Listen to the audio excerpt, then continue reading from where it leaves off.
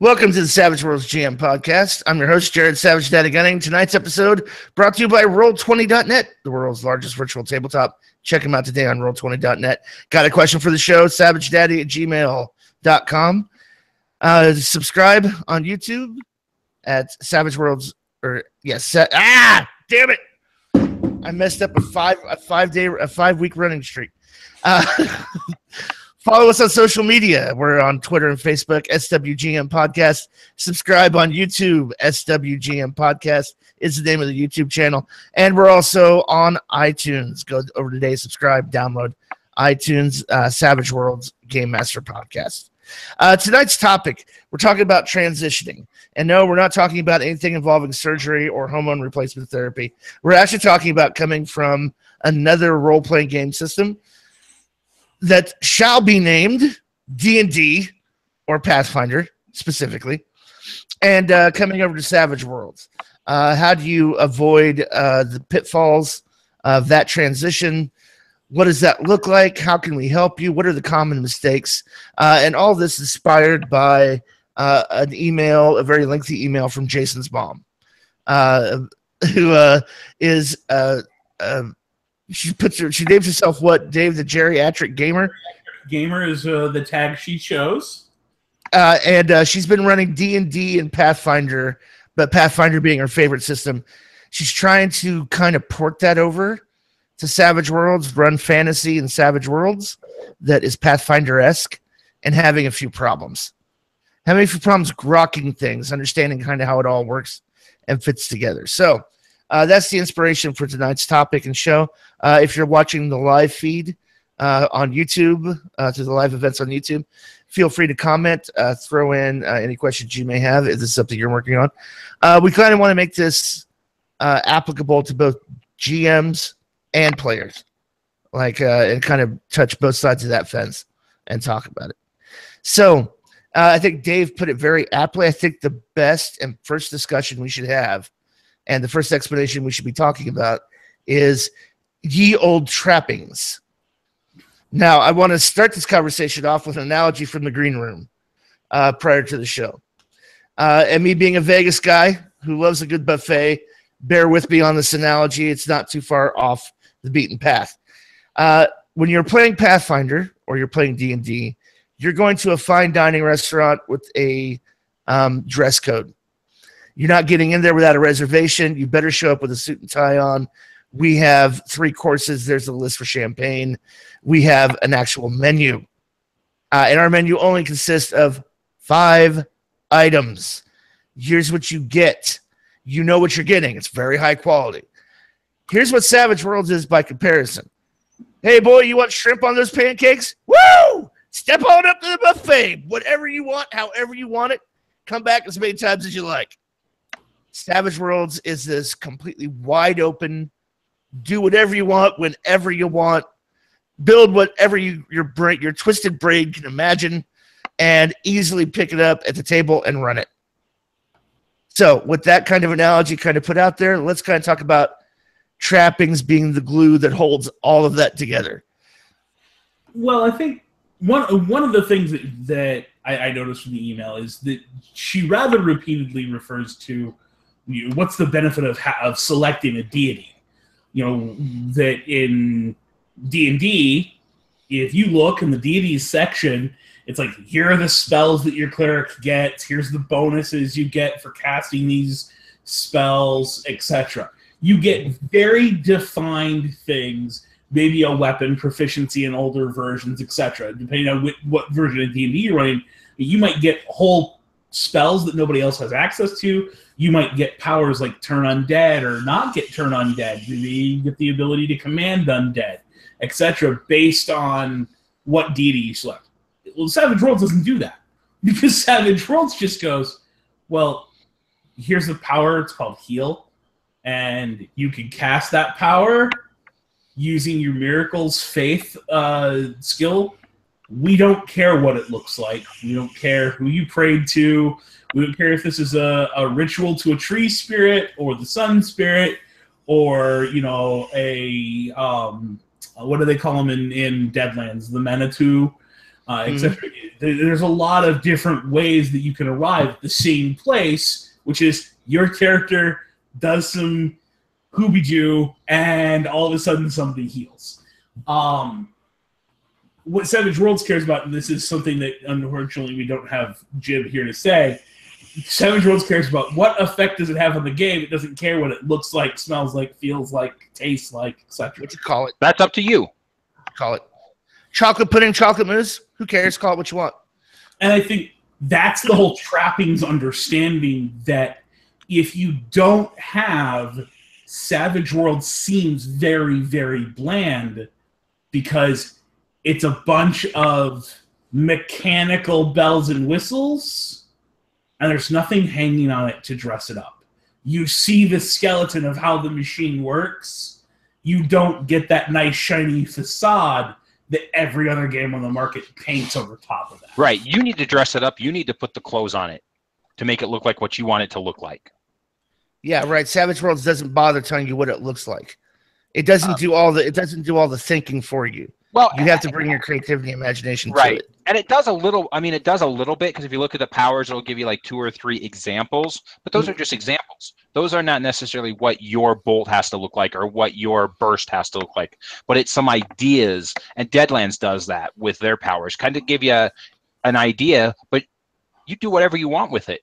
Well, I think, you know, if you take a step back, you actually look at all of the settings. Every setting out there that lists the powers, even if it's just relisting powers from core, tells you what it looks like, what arcane background that power is available for, etc. Core doesn't, because core doesn't care. Right. That's supposed to be something the GM has done prior to the game that the players are choosing to do themselves because it makes the character richer in the narrative. And that, again, here we're running into that whole trappings aspect. It's your job to trap it, to apply the narrative to the mechanic, whether you're the GM or the player. Okay, so let's say we kind of do this because when we're talking, especially we're kind of on the cusp of talking about powers, especially as they apply to trappings. Trappings also apply to anything else too. I just want to make sure we kind of make that apparent as well. The fighting skill, fighting is fighting. I don't give 2 shits if it's Krav Maga, old-timey 1920s bare-knuckle fighting.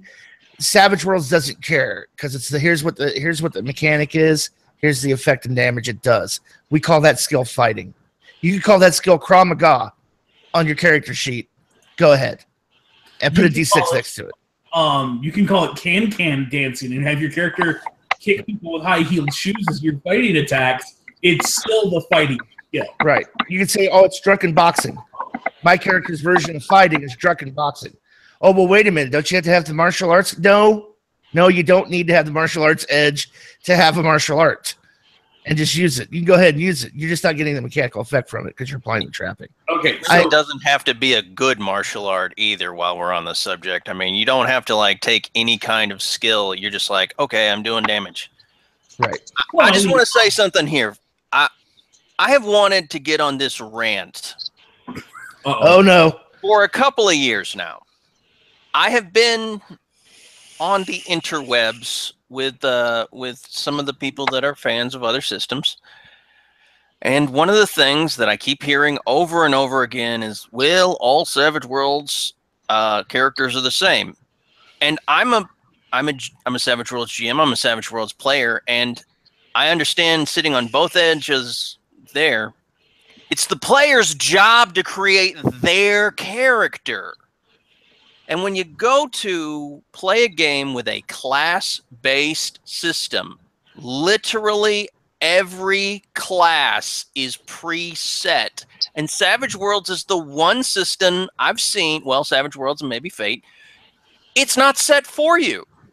You build this sucker how you want it. Do you want to build a weird scientist that controls people using the puppet power that is powered by a ray gun, or does he have mechanical spiders crawling on his body? Do you want to play a druid that uses magic or is miracles based? You build it. You're the player. This is your imagination. it's great, and I can't understand how everybody coming from a different system is saying that Savage Worlds is all the same when you see a class-based system where everybody literally starts out with the same character. Well, and I think that's the difference, though, Dustin, that we're talking about here is in D&D, everybody starts out with a fighter, except for the people who start out with a cleric, or the people who start out with a rogue, or the people who start out with a wizard, or the people who start out with a bard, or a druid, or the list goes on of the other classes. So every character is the same as every other character of that class, but 9 times out of 10, your group has one of each class in the party. It's not 5 fighters walk into a bar. Savage Worlds doesn't care. It could be 5 fighters, and if the players are original enough and have enough imagination, they all might have carbon copies, the exact same character sheet sitting in front of them, but they would be 5 different characters because one of them is a drunken boxer. Another is an old-timey Irish barroom bare-fisted knuckle boxer. The one next to that is, playing Chuck Norris with his roundhouse kicks and tight jeans. The guy next to that is the old Jean-Claude Van Damme that's always doing the big flashy spin kicks. They all have the exact same fucking stats, but none of them actually are the same character because the character is not determined by the stat sheet.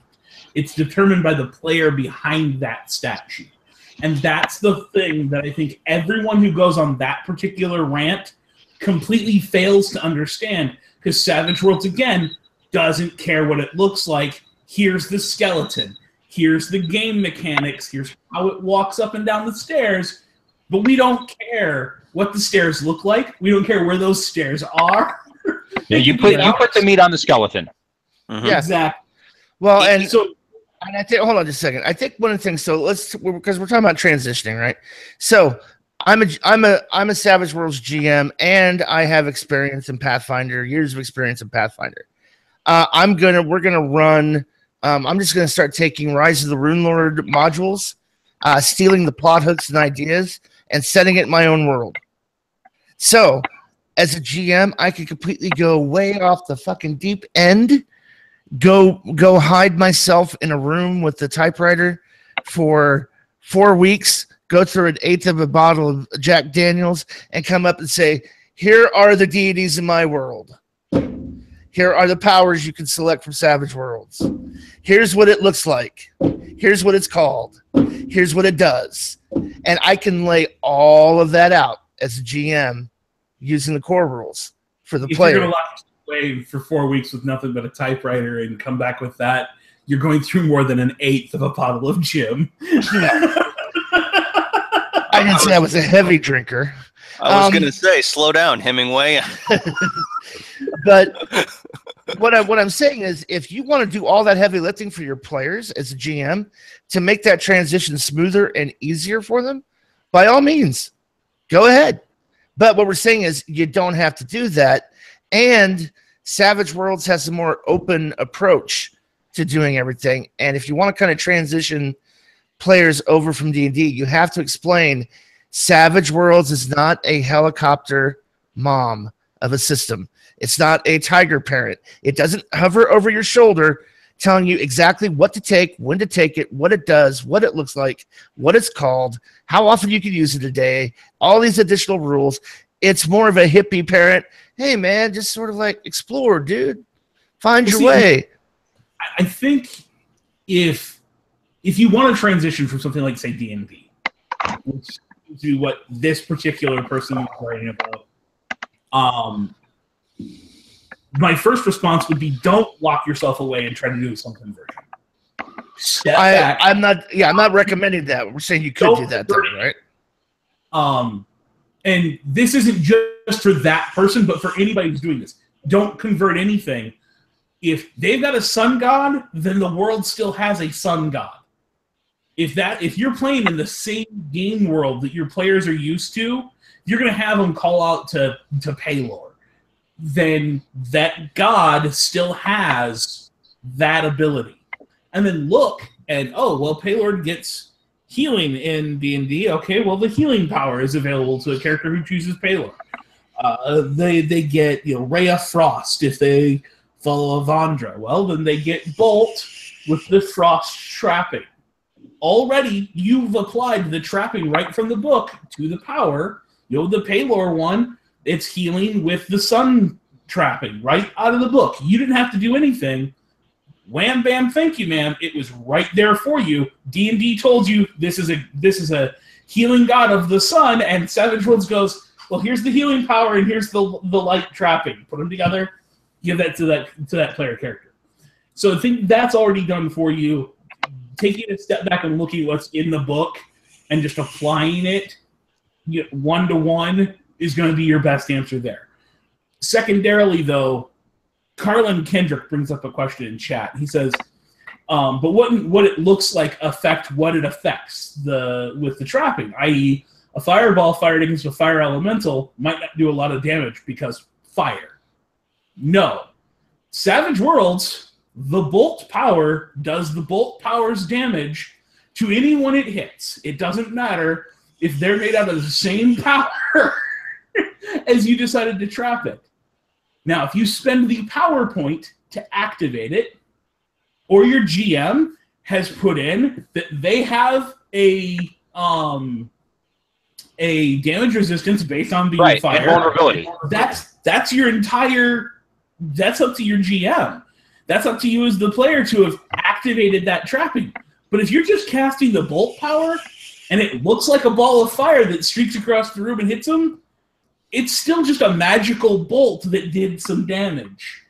We don't care how it did the damage, neither does Savage Worlds, but if you and your GM decide, hey, wait a minute, in our game, fire elementals have vulnerability to fire, but they have a weakness to cold, well, rock out with your bad self and do it. Do it to the hilt.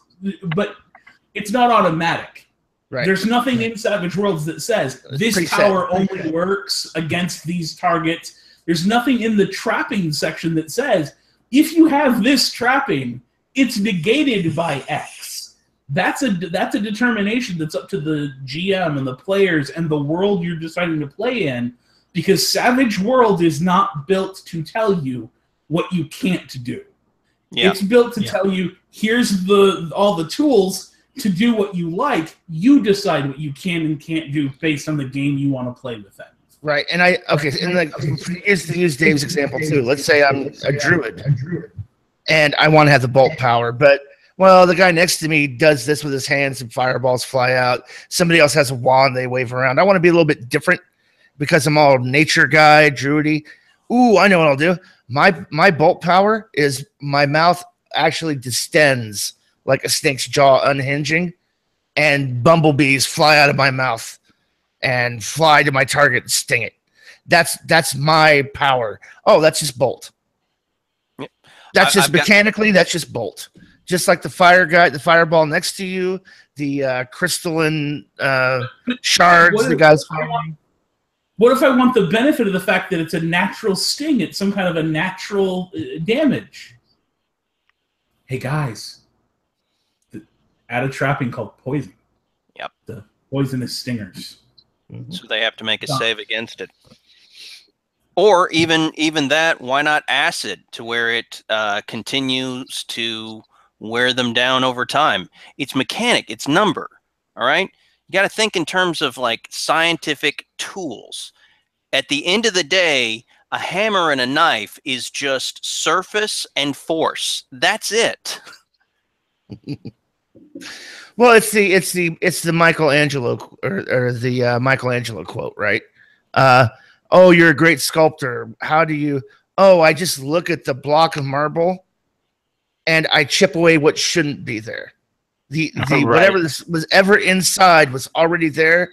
I just had to envision what was inside and chip away the parts that were in the way.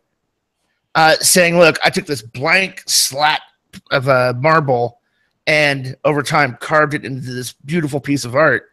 It's the same thing with Savage Worlds. Savage Worlds is Legos, man. Put together, just snap a bunch of Legos together in any combination you want to get what you want. So kind of getting it back to transitioning. the other thing you could do too, Savage Worlds does recognize that D&D exists. It actually does.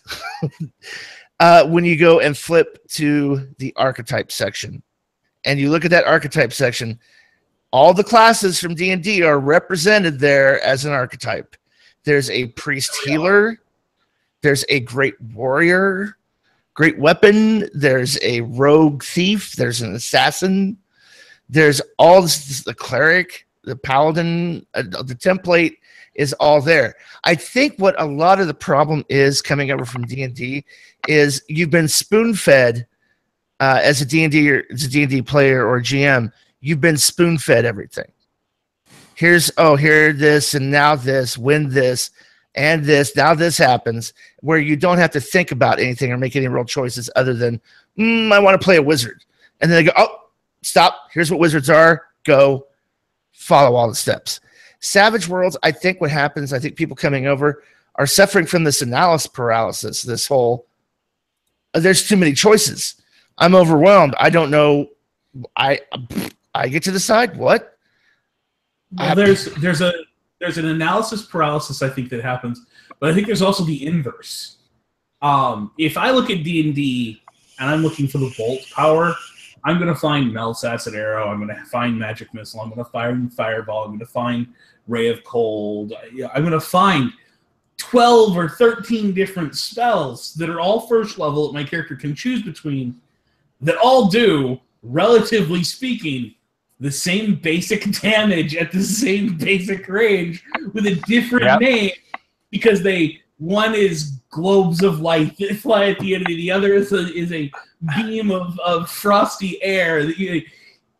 All the tracking has been laid onto that power and put into the book, so you've got this tome of options that I don't have in D&D. So I feel like all my characters are exactly the same. Every character I have has bolt. But the reason they all have bolt is because, I've not written down this one's Magic Missile, or this one's Mel's Acid Arrow, or this one's Jared's favorite bees from mouth. Right. So I call that one the honey pot. Go ahead. If you were to look at, I don't know if you guys remember this, but like some of the older editions had encyclopedias. We're talking about encyclopedias of powers. And if you go back and look through the spells and you just say, well, what does it mechanically do? How many dice do I put on the table? And what happens when I roll it? It's all, Dave, you're right. It's all the same thing. It's just like, here's an example. You want to build an arcane archer? Bolt power. I pull back my mystic bow and fire. It's the bolt. Do you want to make a banshee? Burst. 2d10. People got the chance to get out of the way. Do you want to breathe fire as a dragon man? Burst. Trap it with fire. Oh, but what about Bard? There's nothing in Savage Worlds for Bard, man. Confusion. Boost lower trait. Maybe puppet, but puppet you actually know that you've been controlled. Suker, anything. Entangle, if you want, whatever. I was just playing it, and I hit that solo on the lute, and they just couldn't move. Right. Or maybe or they're dancing uncontrollably. You want to create the D&D Bard in Savage Worlds without the fantasy companion, without your GM creating anything new. Mm-hmm. Weird scientist. Each instrument is a weird science device. Works for me. Wait. Are you saying I could take weird science as an arcane background, put the audible trapping on it, the audio trapping, sound trapping on it, and then just say it's my lute of lullaby and apply the sleep power to that lute, and it has 20 power points, and whenever I use it and I play a little ditty, it puts people to sleep? You know what? And then you could take it. It can't be that easy, Dave. It's that easy. It can't be that easy, Dave. Then when you want confusion, you have Pan's pipes of confusion. And now when you want bolt, you have the flute of stinging wind. Right. Now you can even take it a step further, and let's. I just want to step out for just a second because I want to really demonstrate the power of trappings while we're on that part of the conversation. You could have it be. You could have the arcane background. You could be a small child in a role-playing game in Savage Worlds, and you're all magical, and you all have the same arcane background, or one of each of the arcane backgrounds. Your power could be drawing a picture with crayon. And that thing happening. Yes. Like if I wanted to summon a dragon and I bought the summon power, I just open up my coloring book and I draw a dragon real quick. And then I rip out the page and throw it. And next thing you know, dragon appears. Yep. That actually sounds really cool. Yeah, you just make the arcane skill roll. Mm-hmm. Yep. You've just trapped it. So I don't see any problem with that. I think that's really interesting. In the email, our geriatric gamer says, so if I was going to make a cleric, I have to take arcane background miracles. No. Arcane background miracles might fit if you're wanting to do that. But in all reality, if you're just playing core Savage Worlds, you could pick any of the arcane backgrounds. The name is just a name. You could be magic, and now your cleric, when they pray, and they pray for something that they roll a natural one on the cast die for, their god smites them for asking for something they can't have, and they take backlash damage. Your cleric could also be a weird scientist, and they pull out the Ankh of Turning that their god has given them. And when they put all their faith in that Ankh and hold it out to the undead and it fails, it explodes and blasts all their friends against the wall with the ire of the gods. Right. Or they could have psionics, and when they reach out to their god with their moo powers, they are suddenly struck by the power of the gods directly to their brain that goes out from them in a giant scream, knocking their friends flat. I don't care which arcane background you choose to achieve that effect in the game, you're still going to, on your character sheet, write cleric next to it. Because the trapping is you're a holy person. It doesn't matter if you chose miracles, magic, psionics, weird science, or some arcane background that you and the other players have created just for your game. What you write next to it is the narrative equivalent. It's what it looks like to the characters in the game. And what you did is what it does from Savage Worlds mechanics. Yeah, what you just did there, Dave, is you basically showed a perfect way to go back to to Dustin's thing about every character being the same. You've just showed that you could have 4 different types of clerics, and every one of them could have a different arcane background, do something different, but still be cleric. Right. I want to thank you, Chris. Thank you. I want to throw something out there. Why don't you build your character based around the hindrance? You want to build a cleric? Your cleric has the vow to that deity. Well, in terms of mechanical build, you just got a point for that vow. Okay. Yeah, go ahead. No, go ahead. You want to build a fighter, overconfident or arrogant. The class builds that you want to build, look for it in your hindrances. That will be a great way to define the character. I agree. I think a good piece of advice for anybody transitioning is, okay, I'm going to build a cleric. Okay. Forget everything you know about clerics in D&D. Put a pin in that and set it aside for a second. Stop thinking about what a cleric is and ask yourself, who is this character who is a cleric? Yeah. That's the point. approach. Not what does a cleric look like? What is a cleric? Nope. Who is this character that is a cleric? is what you want to ask yourself. So if they're a devout, how do they become a cleric? Start there, for example. What's your concept? How did they become a cleric? Were they mixed up with the wrong crowd, orphaned youth, leading a life astray, got caught by the municipality, and basically sentenced to serve in a monastic, in a monastery of this god, and then found that god in that, and decided to devote themselves to that deity? Great. They get pushed out of a window as a small child and turned into a cripple, traveled the world, and dragged around on a sled until they were chosen to be the next god of the land and given clerical powers. I couldn't possibly be sourcing that. I don't know where you're sourcing that. That sounds dumb. That sounds stupid. That's just fucking lame. Did the high priest pull their name out of a hat? I mean... So you have to ask yourself, what does the cleric look like in your world? And stop trying to build a D&D cleric. And here's why you need to kind of divorce yourself from that. Obviously there's going to be similarities, right? And there's nothing wrong with having a similarity with a cleric.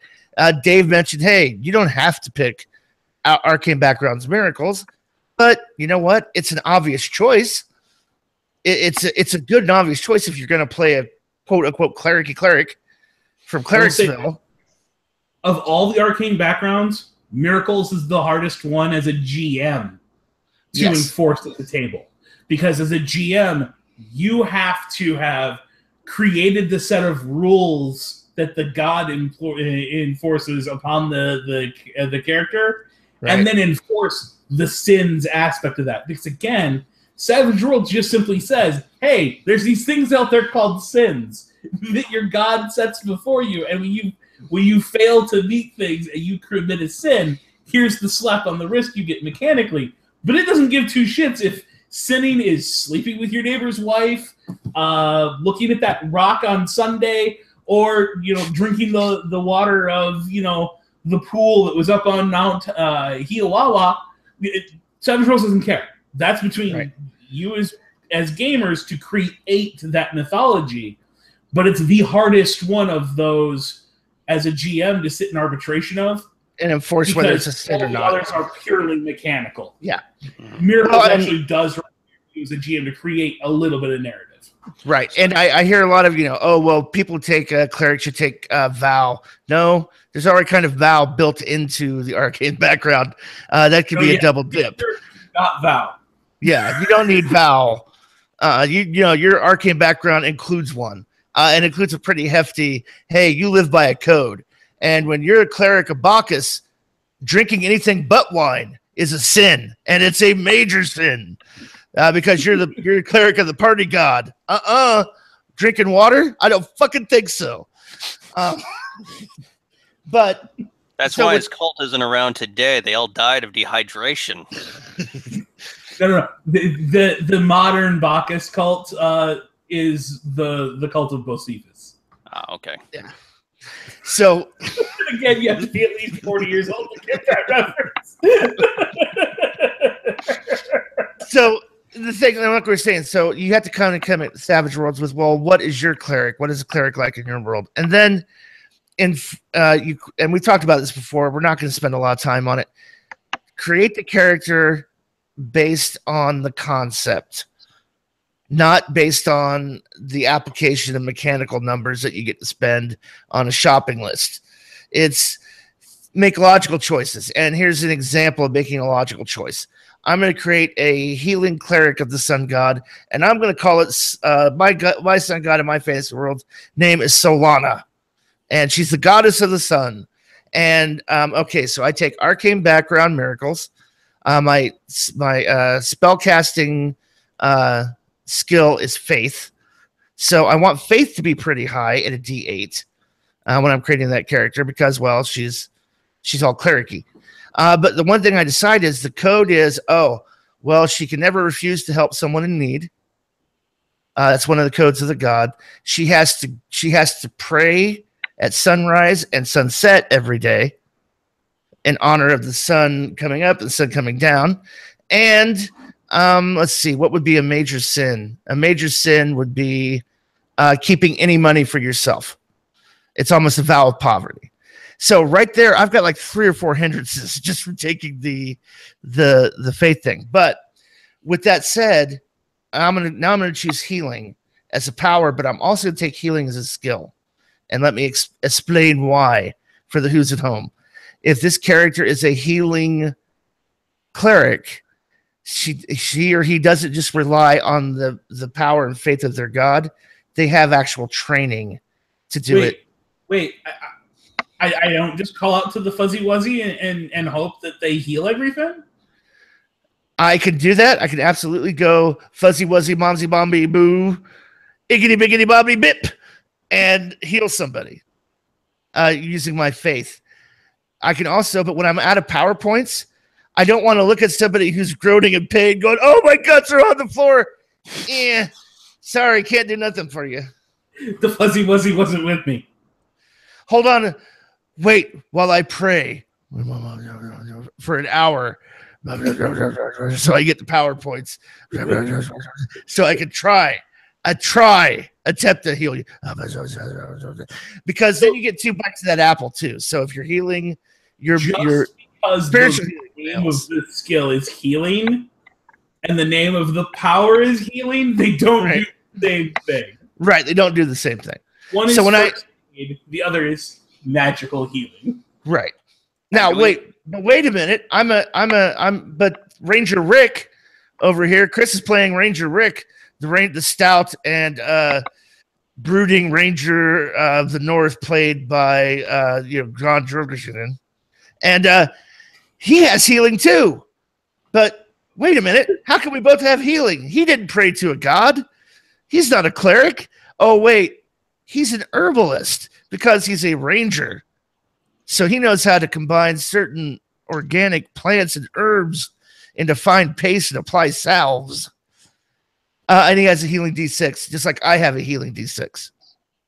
Maybe the dwarf has a healing D6. Maybe the elf has a healing D6.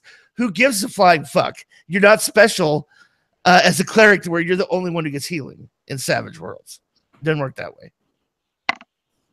Well, and you want to look at the healing. I think we discussed this a little bit. Are you looking at the healing skill or are you looking at the healing power? Those are 2 different things. Right, but they mechanically, here's the funny thing, right? They're 2 different things. Yeah, they're mechanically the same though, aren't they? They work mechanically the same.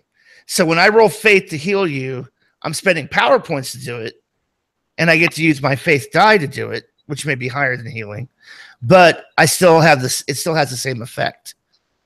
I have to detect your wounds. Ultimately, it has the same effect. It's just coming from a different source, and the healing skill requires that you have tools and medical bag, etc. You're going to face penalties, whereas the healing power requires that you have power points. Right. Well, and the healing power doesn't take 10 minutes. You can try it more than once. Where the healing skill, each person can only try it once. It takes 10 minutes. So there's differences in it. It's good to have both. The interesting aspect here, I was asked once, well, what's the drawback to a player just standing there having their character cast heal over and over again until everybody's back to full health? Lack of power points. Yeah. Every roll is a risk at backlash if you're playing with a arcane background other than miracles. Mm-hmm. Maybe your character is running through their healing unguent, so they're out of the ability to do first aid checks without penalties. So you start just burning through power points. Well, the next combat you come into, you don't have those power points to spend to do whatever it was you wanted to do. The drawback, the drain is there in a different way because, again, Savage Worlds doesn't say, well, you can't sit and cast heal over and over again. There's nothing in Savage Worlds that says that I can't cast the healing power multiple times. I'm just going to run through all my power points. But it does say that you only get 1 attempt at the healing skill, though. Yes. Right. Yeah, and that's what I was saying, where it's a little different than the power. Right. And Dave brings up a good point too. If you're using the healing skill, you need to have gauze, some kind of a tool to go along with it, or you're rolling at another negative penalty. Healing, it's just I lay my hand on you and activate. There's no anything other for me than spending the power points to activate it. Yeah, Carlin is correct. No, go ahead, read up Carlin. No, he's not. Oh, I thought he was. I thought that's greater. You can heal with the spell outside the golden hour, right? No, you can't. No, you No. cannot. greater healing. Greater healing allows you to heal outside of the golden hour, but healing does not. That power is still beholden to the golden hour. But you can do it more than once. Yeah. It's the fact that it's not a one and done, one bite at the apple attempt. It's you can use it multiple times, but it's still restricted to that hour. Oh, Dave brought up a good point. Dave, you're absolutely right. I'm sorry. Let me rewind. Chris is playing Rick the Ranger, and he's actually Rick Grimes. He looks like Rick Grimes, and he keeps running through the forest shouting, "Carl! Carl!" Chat picked up on that one rather than the Viggo Mortensen thing. But, funny story is Chris actually had a character bite somebody to death in a zombie apocalypse game. When you started describing it as Rick, I just had flashes of that scene where he's just covered in gore. That was awesome. I still remember that was really cool. That was a lot of fun. So okay, so here's a couple things too to remember. So wait a minute. What about Vancian magic? Since we're on the topic of magic, let's tackle all magic real quick. Fuck you. Hold on. What about Vancian magic? What about Orisons? What about my caltrops? Why is Savage Worlds have to do with the price of tea in China? Caltrops are jacks you throw on the floor behind you. They have nothing to do. No, okay, well, maybe I'm mixing that up with Orisons. No, you mean cantrips. I do not think that word means what you think that word means. Sorry. Okay, hold on. I hit a bad sector on my hard drive. Give me a fucking break. I cast caltrops at you. In your face. Difficult terrain. Fuck you all. It's a brand new trapping I just invented where it flings cow poop. It's a cow poop trapping. So not a cow trop, but a cow plop. Plop. Yeah, there we go. Yeah, cow plops. Please address all hate mail to Savage Daddy at gmail.com. So how do we deal with let's talk about that, because it's a very big part of D&D's magic system, right? And Pathfinder's magic system. It's this idea that you need to put some kind of limiter on it to make sure you maintain party balance. Because, and here's the thing, D&D is very much about balance because it relies on attrition, wearing each other down, right? To achieve or leveling is all about killing shit, taking stuff. That's how you level in that game. It's based on balanced parties, balanced encounters, and making you pre-select your spells at the beginning of the day is a great way to put a limiter on the magic users to kind of get balance, and giving them the benefit of, here's a few throwaway spells you don't have to prepare. Gives them a little bit of utility. Savage Worlds gives fuck all about balance. Has no fucks to give about balance. Forget it. There's like a 2-paragraph section of the book. There is, but I'm gonna say two things. I've never once met a GM who uses it. Yeah, Benny's exploding fucking dice. Those two wild card variables make balance almost impossible to achieve or worry about. If you're transitioning from D&D to Savage Worlds, my primary piece of advice is don't worry about Vancian magic. Leave that as something to come back to later on to find a way to capture it in Savage Worlds. I can give you 4 different versions of Vancian magic off the top of my head. There's a long blog post that was put out by Richard Woolcock, one of the guys in the Savage Worlds community who's considered to be the best numbers guy. He knows the numbers and the dice probabilities probably better than anybody else. That boy maths. There are versions out there of Vancian magic. Just don't do it. Don't bother. While you're still learning the system. It's too big of an adjustment that you're having to make to the way Savage Worlds powers work and instead of learning Savage Worlds and getting used to the way Savage Worlds does everything, you're gonna find yourself playing with too many house rules to juggle, and you're gonna have a lot of cross-referencing, trying to look up his rules and the core rules and the rule you're coming from. It's gonna be a nightmare. Just don't do it in that transition phase. So I would say this. My advice to a GM for the whole Orisons and the everything would be make it narrative. I mean, if you got a wizard who's casting fireballs with his power, and he's all about fire trappings, having him hold his thumb up with a little bit of a tiny flame to light a pipe, who does it hurt? It has no impact on the game, no impact on anybody else. If he wants to do that, or they want to just flip pages, with telekinesis, and they have telekinesis, let him have it. It's a narrative thing. Feel of D&D magic in Savage Worlds without having to write conversions for fancy and magic, without having to write up all the deities and bring them over.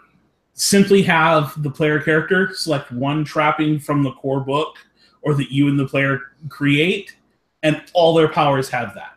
Now, when I say one trapping, I don't mean one effect. I mean one trapping. Ice, fire, light, necrotic. Pick that. And then there's a list of effects under it that can be paid additional power points to achieve. Any of those are available to that character with any of their powers. That's a very quick, simple, easy method to get that theme from D&D that's pre-baked into the class, pre-baked into the gods, pre-baked into the spells, and add it to your stuff in Savage Worlds. You can just grab that one trapping out of the book and say, everything this character does is fire. And it doesn't matter if they have healing spell, it's green cauterizing flames. If they cast bolt, it's blue. It's white hot blue bolts of fire that hit their enemies. If they breathe fire, it's red and it glows. Whatever. It's all fire because that's what you've chosen for that character. It's a really simple way to get that theme across from D&D into Savage Worlds without you having to jump through a bunch of hoops as the GM or the player to kind of learn all the different things we're talking about. Because a lot of this is, remember, most of the people sitting here talking to the camera right now have 10 years of experience. As a player, you may have never played Savage Worlds before, and now you're trying to play your D&D character with Savage Worlds. Keep it simple. I think that's very good advice. So, magic is one of those things that is such a big part of D&D that the magic systems just do not match up between the two systems, and trying to force or one way or the other is so much round hole square peg. It's just not worth the hassle. Yeah, you just have to embrace the way Savage Worlds does it and trap it appropriately. I couldn't agree more with Dave. Don't bother with fancy and magic. I really don't. I mean, not until you're advanced. If you're advanced, you want to create a setting rule for it, because now I'll say this. There are some players who really, really enjoy the challenge of, okay, I've got to prepare everything for the day. How smart and clever am I in figuring out what goes? Aha! I prepared that. Eat shit. Here we go. There's some people where a lot of fun for them in the game comes from that.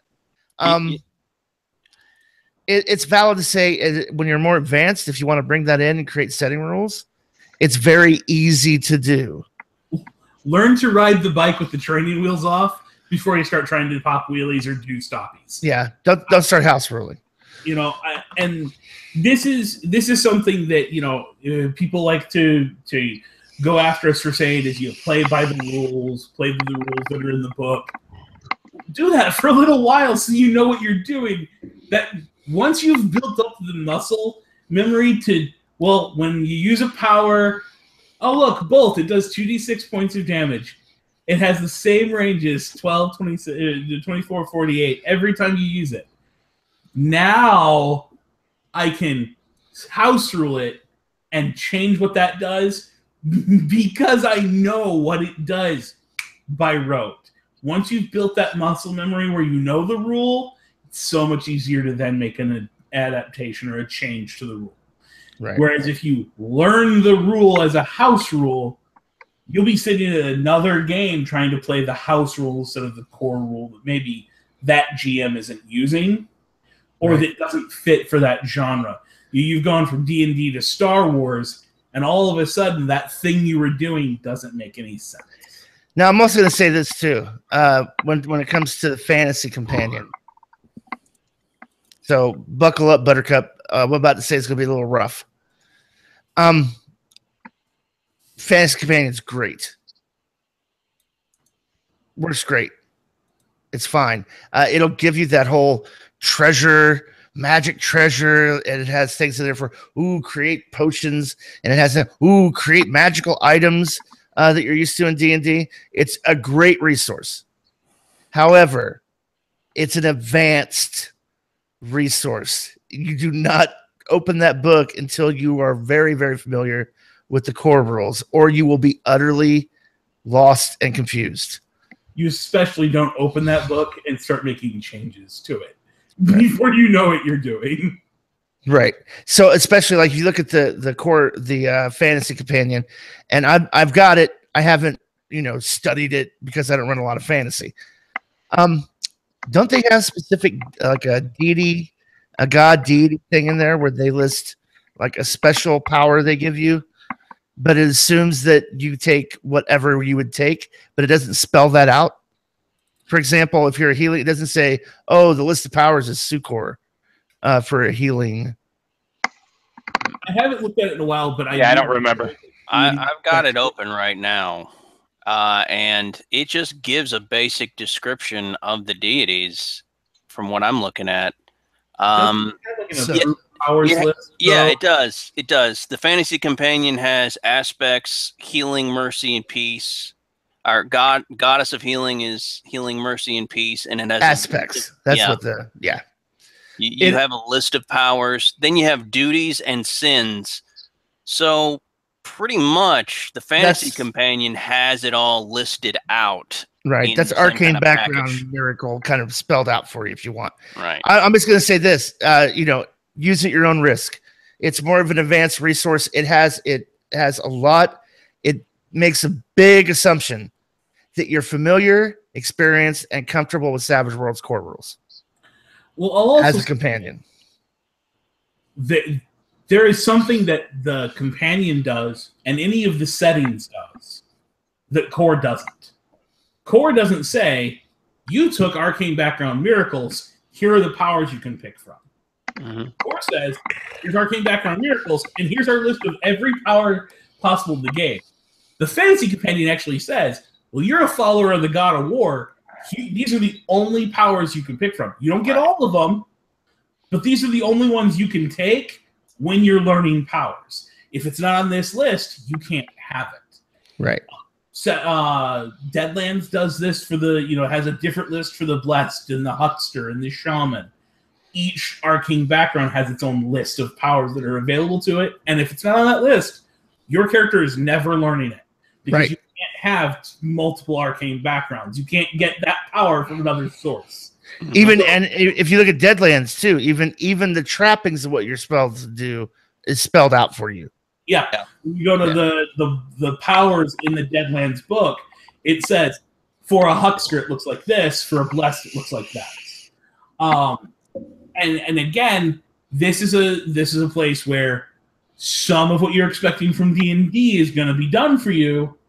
So I'm not saying don't pull that book out and reference it, but be aware that if you don't use that book and you're wanting that, you're going to have to create it. Yeah. Yep. So let's talk about class feats.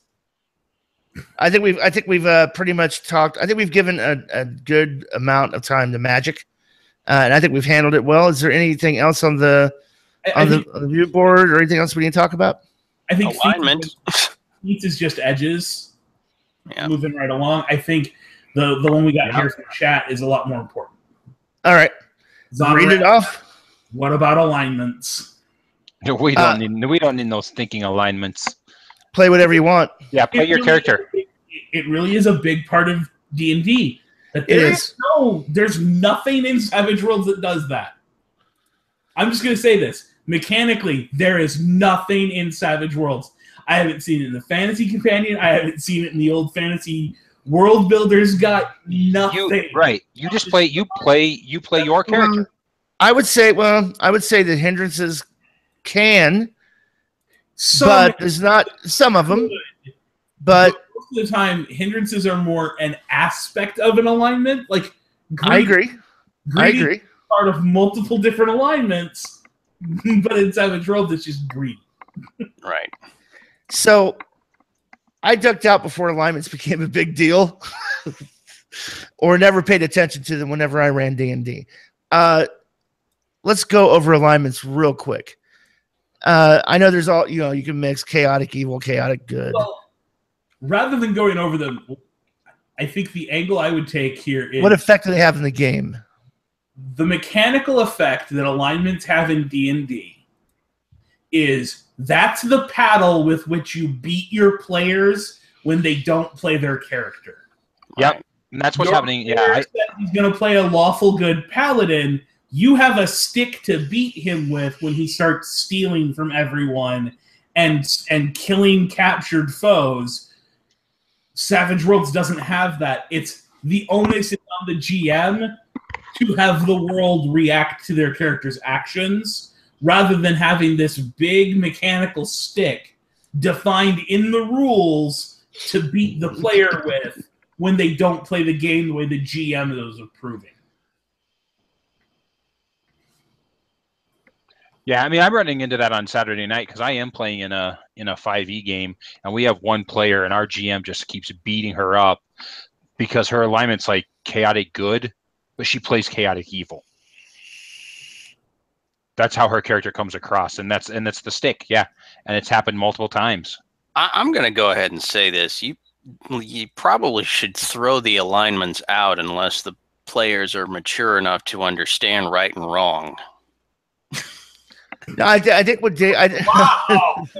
I'm just saying, like if Dustin. I'm just saying, man. I mean, this is one of those damn it, Dustin moments. But come on, man. Like, it's the fact there are moral stages of development, and the first moral stage of development is people do right because they are punished if they do wrong, and people grow and they get through higher stages and they say, okay, well, people do right because we're following the rules. And then they grow in this moral stage of development and they say, well, we do that to maintain society, or we do that because we're altruistic. This is how morality grows. And if you have a bunch of people that are at the first level of morality, that is, they are only going to do what's right if they are going to avoid punishment, and they, as the player, cannot get physically punished for what their characters do, you will begin to see some really deranged things happen. You know, like you'll have these people that are like, okay, well, we have a prisoner. What do? Well, let's torture him. What? Why would you do that? Well, I mean, we want him to tell us things, right?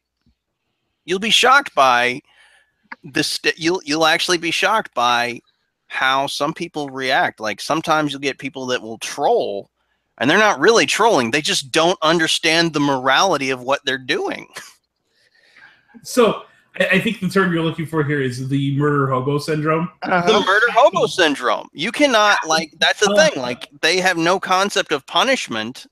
They have no concept of morality outside of punishment. So that's the root of the murder hobo. Well, okay, I think it can also be the Sir Galahad tale of Monty Python Holy Grail, where they're just very enthusiastic about being a hero. And kind of gets carried away in the moment. Sorry. He killed my auntie. Oh, sorry. That's your idiom. So Space Turd keeps putting it in chat that alignment. Wait. Space Turd? That's his name, dude. The Space Turd is his name. Awesome handle. Go ahead. He keeps putting in that alignments are hindrances, and they're just not. No. Closest you're gonna come there would be Code of Honor, and even that is a little different. in all reality to what is trying to be achieved by alignments in D&D. Because again, in D&D, there are some things you simply are not allowed to do if you don't set X as your alignment. Again, the easy example here is you can't be a paladin if you're not lawful good. Right. Older rule, and that the newer versions become a bit more lackadaisical about that. I mean, that's the rule. You can't do X unless you're Y. Or if you go from Y to Z, you lose power X until you redeem yourself and go back to being Y. These are aspects of the game that are literal defined punishments because the player chose to do something that, as the game designer, the designers of D&D said they're not allowed to do that. Not my game. Spanking that they're going to get for doing that. Right. And that's the reason that doesn't exist in Savage Worlds, is they don't fucking care what your characters do. That's on you as a GM to have the world narratively respond to. Mechanically, the game doesn't care. Right, and it's the right choice. So let's talk about this real quick. We'd all consider Han Solo a hero, right? Yep. Chaotic good. Chaotic good, yeah. He drew down on poor Guido and killed him. Right. Guido was trying to take him back to Java. But here's the point. Where else did it happen? In a scummy, sleazy bar. Wait, did you just call him Guido? Yeah, I did. Guido. It's Guido. Like he had like this luscious hair. He did. American He did. He drove to Tatooine in a Corvette. Listen, I've just done three consecutive 16-hour days of OT. Fuck you all. I still have to defrag. I just want to apologize to the mom for all the stuff we're saying, ma'am. I am so sorry. Please forgive us. We are actually nice people in our own time. Is never gonna play Savage Worlds because she's exposed to this. The views expressed by the hosts of the Savage Worlds podcast are not those of Granny Gamer, and therefore not your area where applicable by law. Okay, so we're covered. Here's the thing, and I just want to point this out. Morality is relative. It's situational. It can change situation to situation. So why have a hard and fast rule? If I kill somebody with a blaster at a fucking bar table in a Mos Eisley cantina, I guess who doesn't give a fuck? Anybody in that cantina does not give two shits. Right. Well, especially if it's been described as the hive of scum and villainy. Hive of scum and villainy. Right. But okay, Space Turd clarifies, and he's saying he was talking more about the GM's mechanics punishing the PC for going against their alignment. The same kind of thing can happen with Hindrances and Savage Worlds. No, it can't. There is no mechanic in Savage Worlds that allows you as the GM to enforce a hindrance on the player character. They just can get rewarded for it. They can choose to play their hindrances, and when they do, they get a reward. There is no punishment mechanic in Savage Worlds anywhere for hindrances, and it's intentional that there's not. Yep. Yeah, there is no compel mechanic in Savage Worlds. Oh, wait, I see you've got the heroic hindrance. Whoa, why are you running away from this village on fire, ignoring it? Nope, you have to go in there. No. Oh, if you don't, I'm going to take one of your bennies. No, you're not following core rules. There is no punish. Here's the thing, guys. Dave's absolutely right. There is no spank the player mechanic in Savage Worlds. It don't exist. It's Brave Sir Robin. It's called.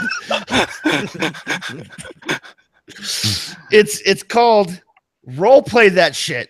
And we talked about this. Let's go back to our example again, in case Space Nerd hasn't heard it from the last couple of episodes. You defy the city guard. You embarrass him in front of his station. You attack the city guard. Guess what? There are going to be fucking repercussions. Now, whether that's a blanket party, whether that's maybe you're put in jail, maybe that's word gets out that you're you're an asshole in the kingdom, whatever. Something's going to happen, but it's a narrative. It's not a mechanic. You do not. Oh, you just smacked the City of the Guard. You got the heroic and good. You're a heroic good character. Up. Drop your charisma by -2 for the next four sessions. No. Narrative consequences. You're the GM. Bring them to bear. That's the only thing that Savage Worlds has for you as a cure or an inoculation against murder hoboism. It's like you just killed all these people in broad public in a modern setting. In the streets. You just gunned people down in the streets. Well, how would the world react to that? All right, each one of you now, as you were caught on security cameras, each one of you now have the wanted hindrance. Now, you can bring a hindrance to bear as a story element where they now have the wanted or enemy hindrance because of something that's happened. And in that situation, I could kind of see that as a punishing mechanic. Whenever you as the GM initiate a hindrance in play, you award the player character with a benefit. But this does not mean that I can look at your character sheet, see you have the heroic hindrance, and tell you your character has to dive into traffic to save the baby. What it means is that your character took the big mouth hindrance, and I can invoke that you let something slip while at the bar. Here's your Benny for doing that, and here's the 3 guys who jumped you in the alley when you're the most vulnerable because you let that part of your plan slip. That's what that means. It's not an ability to punish the player characters. The other thing I want to make sure we're very clear on, because hindrances are something the player chooses, and they're something that the player is rewarded for role-playing, there's no spank mechanic for this, except that you've just wasted a part of your character sheet. That part of your character sheet is meant to generate bennies. You're supposed to write in there something you feel like role-playing so that when you role-play it, the GM gives you your little Pavlovian dog treat to keep you role-playing, and you get to spend extra bennies to do cool shit in other scenes. So if you choose to write something on your character sheet under hindrances that's an alignment thing and then play against it, you never actually take those actions that the hindrance defines, you're never going to get that dog treat. You're never going to get the bennies. You're going to do fewer cool things during the game, and that's going to punish you as a player all on your own. The GM doesn't need to do anything. Right. Now, the GM should be aware of your hindrances. Okay, so here's a transitional thing for the GM. Be aware of the hindrances and make those situations available. When you describe them and they go over the character's head, feel free to go, wait, time out.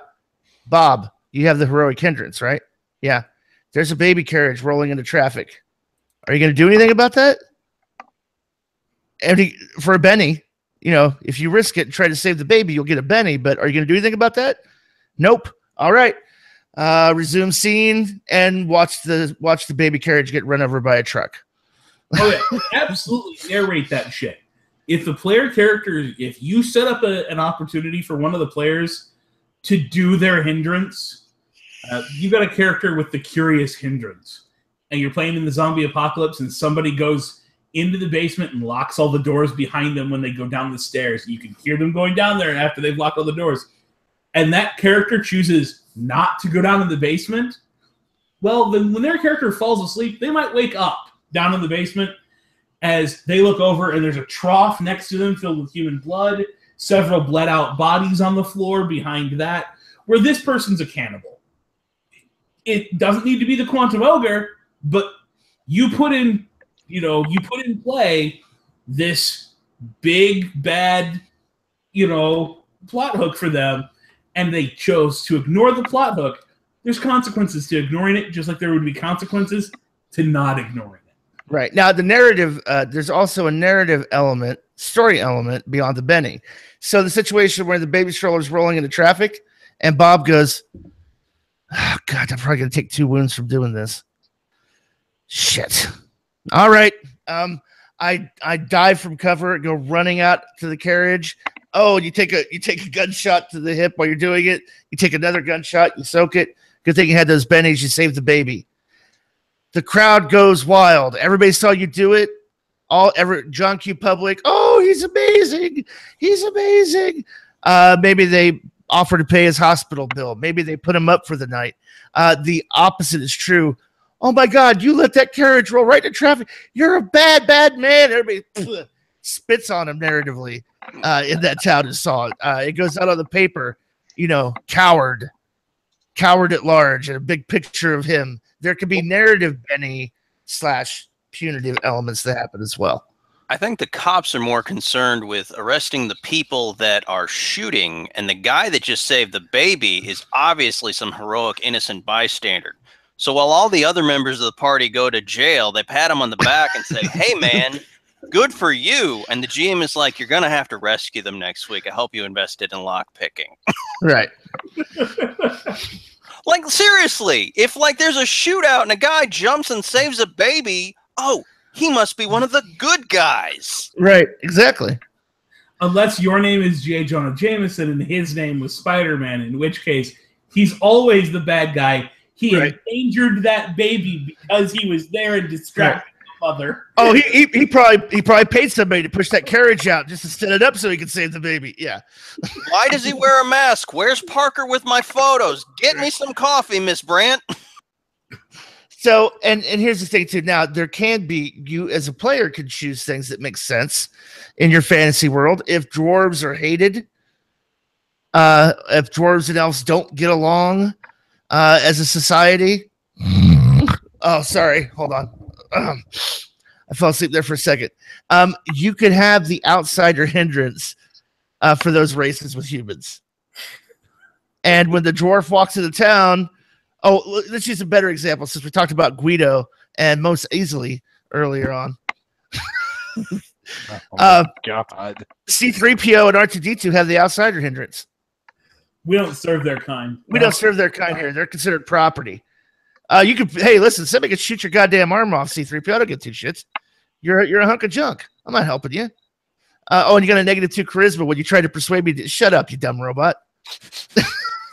I mean, it can have those players can pick those kind of things as a mechanical kind of punitive role play hindrance. But Dave's absolutely right.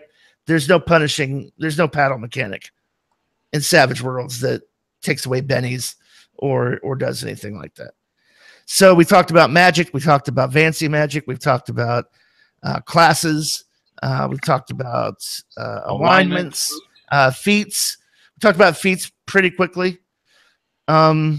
We referenced how to do loot from the Fantasy Companion. Mm-hmm.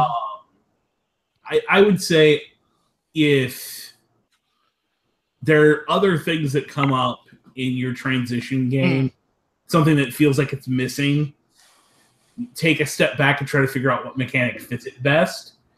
But for the most part, constantly push yourself to learn a new mechanic every couple of sessions so that you're always strengthening your understanding of the game rather than relying on some checklist that we give you or some other website gives you for this is the one-to-one to convert or transition from that system to this system.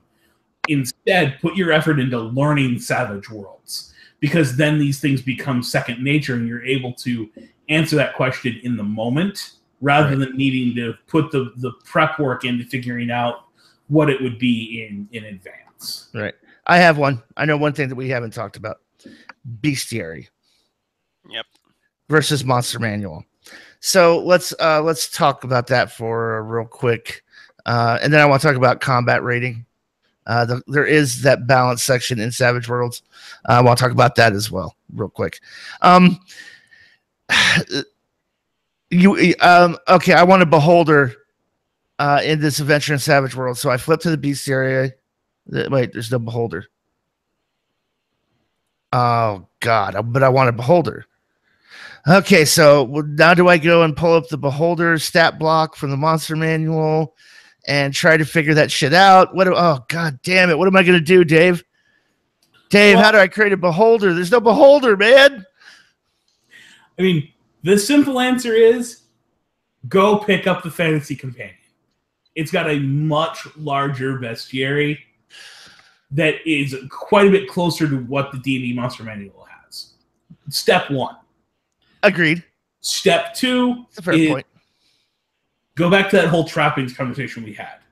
You want a beholder? Well, find, a flying creature in Savage Worlds and then change its abilities. Yeah, reskin it. That's all you got to do. You got to reskin. You start with a bird of prey or a dragon, and then start taking, it's got breathe fire, but a beholder doesn't really do that, so we're going to remove that, and we're going to add bolt, and we're going to add 4 different versions of bolt, with each one with a different trapping for the different eye stalks. Bam, beholder, done. What are the essential features of a beholder as a character? What essentially makes it a beholder outside of the fact that it's a giant floating eye that shoots rays at you from its eyes? Oh, okay. Well, what about a mimic? What is the that's an NPC, man. That's just like the experienced soldier or Dude, furniture disguise. It's a goddamn crocodile With disguise. done. It's a crocodile that looks like a treasure chest. Done. Gelatinous cube, man. Gelatinous cube. Oh, Jesus. Ensnare. I think there's something like that in there. There was a huge debate. What was it, like a year ago now, or a little bit more, about how do you recreate the gelatinous cube, and I don't know, I think everybody in the entire G+ community put up their stat block for a gelatinous cube. 95% of them were within 1 or 2 skill points of being identical. It's let's think about water elemental with the acid trapping. Okay, probably has special abilities. Slow, doesn't move pretty quick, right? Lame. Yeah, It's lame. It just takes a special. It's immune to most damage. Its attacks do acid damage. What does it need? Right. So, and here's what we throw all those examples out. I'm kind of playing a little bit devil's advocate when I say, well, what about this? What about that? Just remember, it's all about what are the defining abilities of the creature. Break it down. What makes a dragon a dragon? What makes a gelatinous cube a gelatinous cube? Sit back and read the monstrous abilities section of the Savage Worlds Bestiary than it is to actually read all the stat blocks that are in the Bestiary. Right. So you could have invulnerability be a thing, but whenever you have invulnerability as a monstrous ability, you always want to pair it with a weakness. So, we're talking about zombie. Okay, doesn't take wound penalties, ignores wound penalties, it's impervious. It can be shaken, but it ignores wound penalties, except to the head. And because that's a weakness to the head, extra damage. If you want to go the extra mile and say, hey, extra damage from called shots to the head, you can absolutely do that. Fly, it's poisonous. There's a great if you have anything that sort of like traps or entangles characters, the constrictor in the bestiary in the core rules is awesome because it goes through here's how you work that constricting thing out, which is basically just the grapple over time that crushes you. I mean, it's basically just a special ability. And what you'll start to see when you've been playing Savage Worlds, let me put it this way: when you've been playing and GMing Savage Worlds consistently, learning, paying attention, asking yourself at the end of every game, what did I miss in this game? What speed bump did I hit when the player went, I want to do this? What was the moment when I went, okay, maybe I need to go read those rules. And then think about that again. Oh, have I been doing this wrong? Oh shit, I've been doing this wrong. I've not been counting all the wounds for soak. I've only been counting up to the 4th one. Oh, it doesn't. Oh shit. That makes a completely big, huge difference. But what I'm saying is once you have time in the hobby with Savage Worlds under your belt and you've run, let's say, a good 20 games, you're going to start to develop the ability to read the matrix code coming down the screen to where you no longer see all these numbers. You start to see, oh, cute blonde agent. Oh, there's a this, there's a that. It starts to kind of rack into focus. You get this, light bulb epiphany. Oh my God, it's so easy. It'll just come to you. But it's one of those systems where it's not readily apparent when you first pick it up, and you got to give it some time. You got to marinate in it to kind of rock it. Moment is going to strike your brain like a bolt of lightning. And I'll give you one of my aha moments. Equipment list. I'm not a gun guy. So if you tell me, a Desert Eagle has more range than a 9mm Glock, whatever, okay, fine. How many bullets in the magazine? I don't know. Piece the fuck out of me. My epiphany moment was, oh shit, the entire equipment list is just trappings of one gun. Holy shit! Because when I started comparing, wait, these all have 12, 24, 48. They all do 2d6 damage. They all have AP1. I mean, every single pistol in the game is balanced against the bolt power? Pretty much. And when you go, wait a minute, I'm going to take a marker to this equipment list. Holy shit, there's only like 3 guns. And they're in all Savage Worlds. D8s and D10s. Yeah, everything else is just a trapping. Trapping. Oh my God, I fucking get it. Yep. When the second major aha moment is trapping. Yeah. When you really get how much of the hobby is trappings, just that ultimate concept of, wait a minute, mechanic, trapping, oh shit, and you start seeing everything in the entire game start separating into it. You'll go back and reread D&D, and you'll see it's like watching the water and oil separate in your favorite salad dressing. Well, hey, what's the difference between a chocolate cake and a frosted cupcake? Size. Trappings. They're identical. We use the same ingredients and the same process to make them, pretty much, but they're different shapes. Otherwise, same fucking thing. All right. And then let's talk about the balanced encounter. Savage Worlds will give you the GM section. It'll talk about balancing encounters. I'm not a fan. I look at it as folly. It's ludicrous for me to go, wait, so dice can explode unlimited times. I can roll D4 damage and do 128. So here's what I'm going to say on this topic. Savage Worlds contradicts itself in the main core book. The core rules tells you when building an NPC, don't build them, give them everything they're supposed to have. Yep. Think about what they would narratively have within the system and just give it to them. Don't worry about points. Don't worry about what rank or advance it would put them at. Yada yada yada. These two things are mutually exclusive, but that NPC is supposed to have them. They have them. Give them what it makes sense for them to have. It then goes on to have this entire section that tells you how to balance that against your player characters. These two things do not work. You cannot just give them narratively what they should have and make the encounter balanced, because when your group of 5 players decides to charge the dragon, when you give the dragon what a dragon has, the dragon will not be a fair, balanced challenge for the party unless your players didn't run into the room with the dragon until they were ready. Because their characters probably aren't ready for a dragon. The part of the appeal of Savage Worlds is the fact that the combat rating, the whole idea of it, goes out the window. So you could, as a seasoned character, run up against a farmer with a lucky pickaxe and he kill the hell out of you.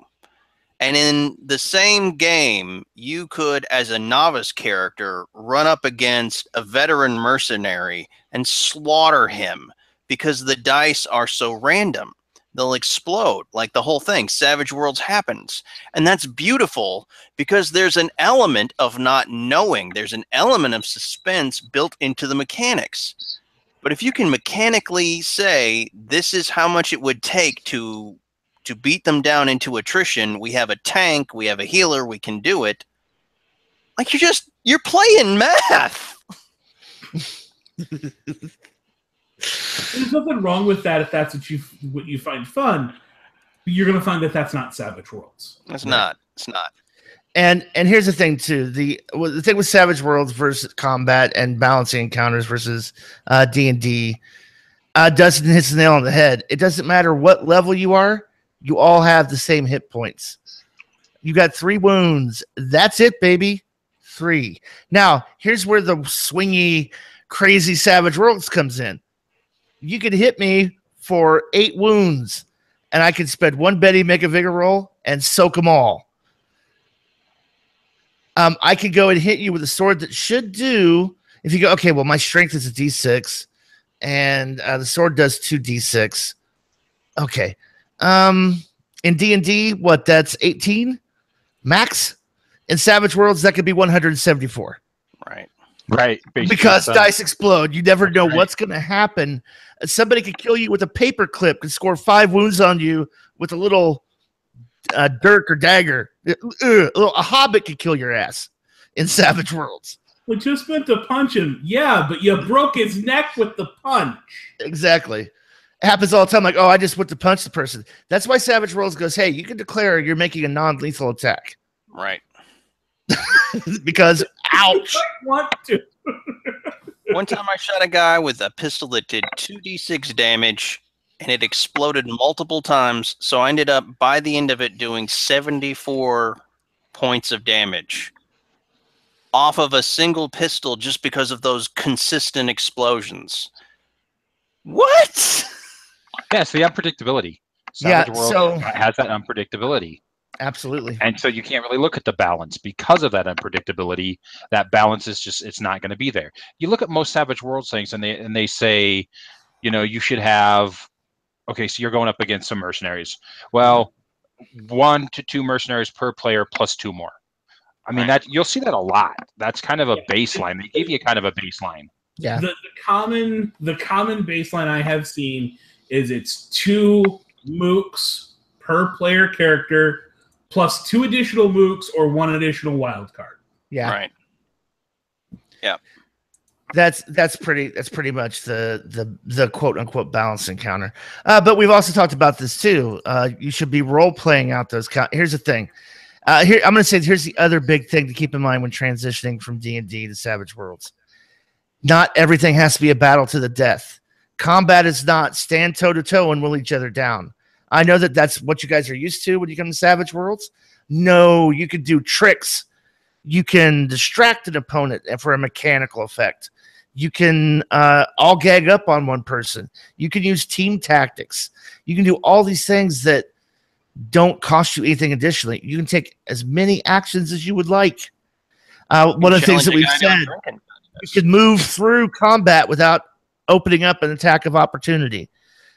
You don't have to worry about occupying squares, because the thing you have to remember, D&D at the end of the day is a tabletop war game simulation, even as a role-playing game. Now, you can do that with Savage Worlds. You can put out a map and mini, but Savage Worlds is really more of a role-play system. It has combat elements to it, but there's all these other things you can do and try that you don't necessarily have options to or would want to do in a system like D&D, where it's about an attrition of hit points, trying to whittle each other down. I'm going to say something that I will never say normally, but it is completely acceptable when transitioning as a GM. Fudge your dice in the player's favor. When you pick up the dice and you got that player who hasn't learned to dive for cover and you roll 12 wounds against them, only deal 4. Only make them deal with 4. There are moments during that transition phase where what you're going to do by playing Savage Worlds straight up is scare the player away from the system because of the fact the system doesn't play the way they're used to, and their natural habits are going to cost them a case of the dead for their character. And if you know that player can't accept dead characters piling up their feet like wood until they learn the lesson, then it's time to fudge some dice. It's time to throw a couple mooks out there and let them see what happens when their character just mows those mooks down. Throw a wild card out there and then have that wild card dive for fucking cover at the beginning of combat against the player characters, because your wild card knows to fear the bolt power, to fear the arrows coming from the archer, to fear combat in Savage Worlds. You have your character take cover in melee because, hey, here's one, and I just had this discussion on the Discord channel not long ago. All those cover modifiers apply to melee. Oh, sure they do. You can hide behind a wall while someone swings a sword at you, and that wall stops swords just like it stops bullets. Oh, wow. I think that's the first. I don't think you'll ever hear Dave ever give that recommendation anywhere. You heard it here first. I don't know that I'm not agreeing with me. He doesn't. I don't know if doesn't it, Jared? I don't know if I want to agree with. I want to agree with that in principle. Yes, we're trying to transition. Doesn't it? It hurts. It hurts my soul. But I would say what I'd rather do is have a mulligan moment. If we're talking about using that as a training, let it progress. And when they take 18 wounds, go, okay, stop. We're gonna redact that. Oh, roll in front of them. That never happened. No. Hold on. Here's what I'm talking about. Roll that 84. Let them see. I understand. But you're talking about not applying it. I'm saying let's apply that and see what happens. Okay, here's what happened by the rule. Okay, redo. We're back at the beginning of the combat round. What's your action? I recommend you dive for cover this time. Why don't you try that? To let them see right there in the game and at the table the difference.